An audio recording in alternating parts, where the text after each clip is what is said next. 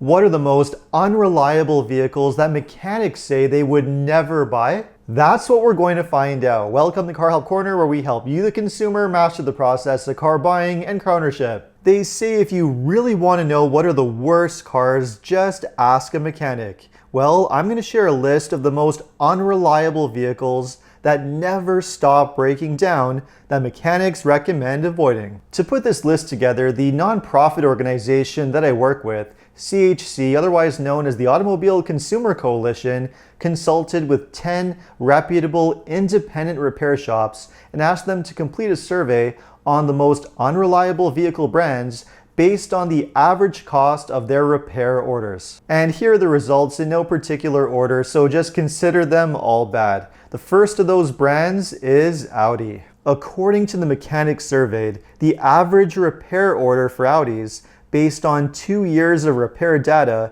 is about $1,500 Canadian or $1,100 US. That's just the average cost of a repair, which means that every single time you take your Audi to a repair shop that's out of warranty, you can expect to pay 4 figures on the repair bill, which is ridiculous. Moreover, every mechanic surveyed claimed that Audis in general are an absolute nightmare to repair. The older ones, made up to around 2016 or so, experience a wide range of problems from oil leaks, coolant leaks, ignition problems, sensor problems, circuit boards and other electronic issues, failing turbos, and even complete engine failure. Any models with the 2-liter 4-cylinder turbo engine in particular, especially the older A4s and Q5s, seem to be the most problematic ones. And even worse, many of the mechanics claim that these major failures often happen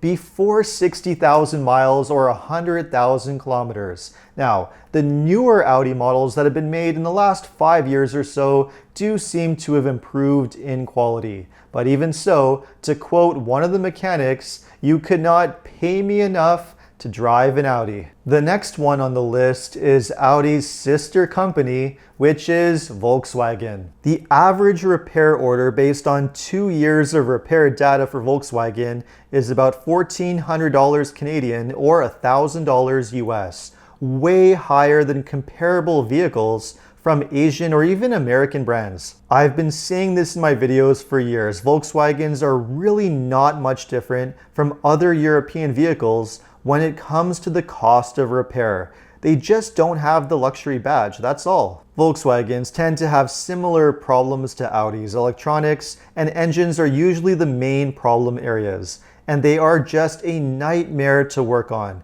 These include the Jetta, Tiguan, Atlas, really any models that have the 4-cylinder turbo engines. The next one on the list is yet another German brand, which is Mercedes-Benz. The average repair order for a Mercedes based on 2 years of repair data is again about $1,500 Canadian or $1,100 US. And again, engine problems, various electronic problems, leaks, suspension issues, plenty of expensive repair concerns to be concerned with these vehicles. According to the mechanics, they are extremely difficult to work on, repairs are complicated and expensive, and there really isn't any pattern in terms of which particular models are safer bets than others. The models that have the most complaints include the CLA, the C-Class, the GLC, and the GLE.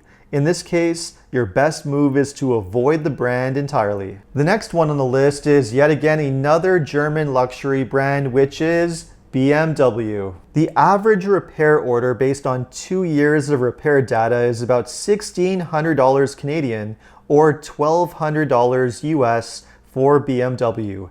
They are crazy expensive to repair. The price of parts is high, and they are, according to the mechanics, borderline unfixable by non-BMW specialists. The older ones in particular, made up to 2016 or so, tend to experience a wide range of issues from oil leaks, electronic problems, and even complete engine failure. I did ask the mechanics, however, what they thought of the current generation BMWs, which have been using the new generation B48 4-cylinder and B58 6-cylinder engines that have been used since around 2017 and are commonly found in the BMW 3 Series, the X3, and the X5. And a few of them did agree that they seem to be better with fewer repair issues, while others seem to think that just not enough time has passed to really tell. Here's the thing with European vehicles. At the end of the day, they really require exceptional, meticulous maintenance in order to have any shot at good reliability, even beyond what's recommended by the manufacturer. But whichever way you slice it, parts and maintenance are really expensive, unacceptably so, including with BMW. So even though the new ones do seem to be better, in my opinion, I would only consider leasing a brand new BMW or purchasing one that's certified pre-owned from a BMW dealership that has warranty coverage, and then trade it in or sell it before the warranty expires. The next one on the list is our first domestic brand vehicle, which is Ram. The average repair order for Rams is a pretty alarming $1,500 Canadian or $1,100 US, including both the light and heavy duties with both the gas Hemi and diesel Cummins engines. They are the most expensive trucks to own and repair, and build quality doesn't seem to be very good. Common problems with the gas trucks include engine lifter failure, cracking manifolds, leaks and suspension problems, and various build quality related problems caused by low quality parts. Although it wasn't unanimous, a few other mechanics surveyed did include other Stellantis vehicles in the results, including Chrysler, Dodge, Fiat, and 9 out of 10 mechanics agreed that Jeep is on the list as one of the absolute worst brands when it comes to repairs, which just goes to show that Stellantis is definitely a brand to avoid. Next up on the list, we have a tie between two sister brands, which, you guessed it, are Hyundai and Kia. The problems with these two brands really comes down to engine problems more than anything else.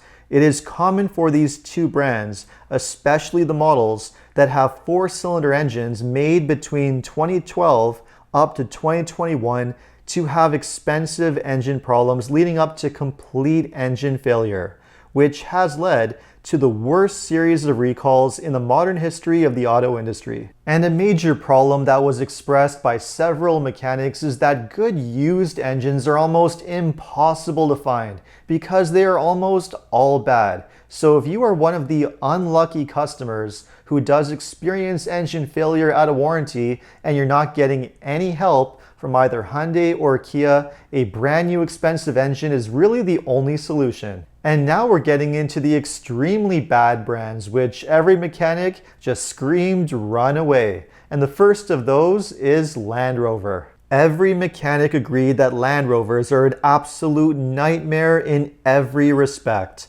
Extremely difficult to work on, constant problems with everything from nightmare electronics, oil leaks, coolant leaks, engine and transmission failures, suspension problems, and repairs are just ongoing to the point where they never seem to work right, no matter how much money you pour into them.